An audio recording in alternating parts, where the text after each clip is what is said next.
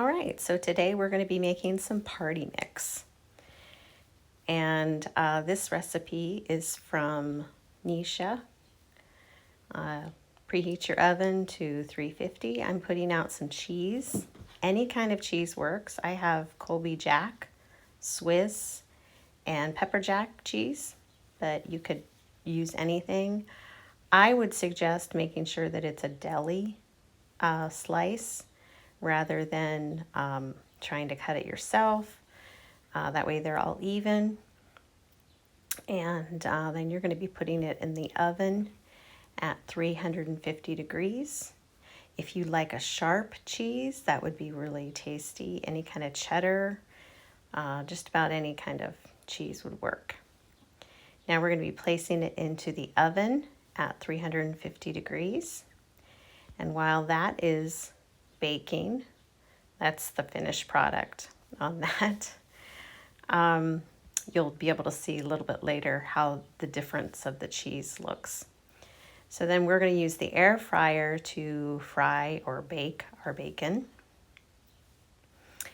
You can use as much bacon or as little bacon as you want. Now inside this bowl, I have got some nuts, mixed nuts. I found some Fisher's nuts that didn't have any kind of oil on it. It was just the nut and the salt, so I like that. And then this is Worcestershire sauce, however you say it. I'm putting a little bit in there. This is, I don't know if I said this, but this is Neisha Berry's recipe, and I will link it down below. These, any kind of spices you can use. That is Redmond's seasoning. But you could use really any kind of seasoning. I used some tahini. I thought that would be a nice flavor as well. It worked out really nice. I was very, very pleased with that.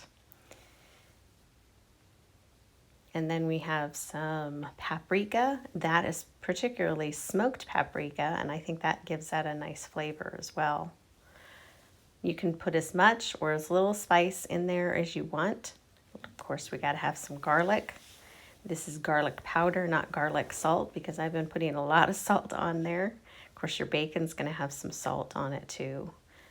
And your cheese, so you don't want to heavily salt it.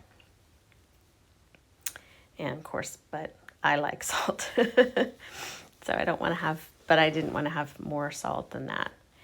And that right there is some bacon grease. You could use some butter, you could use some oil, whatever kind of fat you want.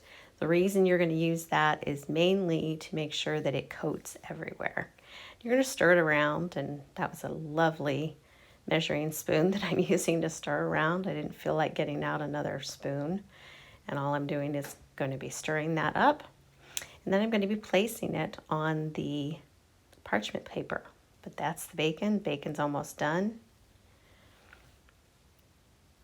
There we go. Putting it on in the parchment paper. And then we're going to be placing that in the oven. That is a lower temperature.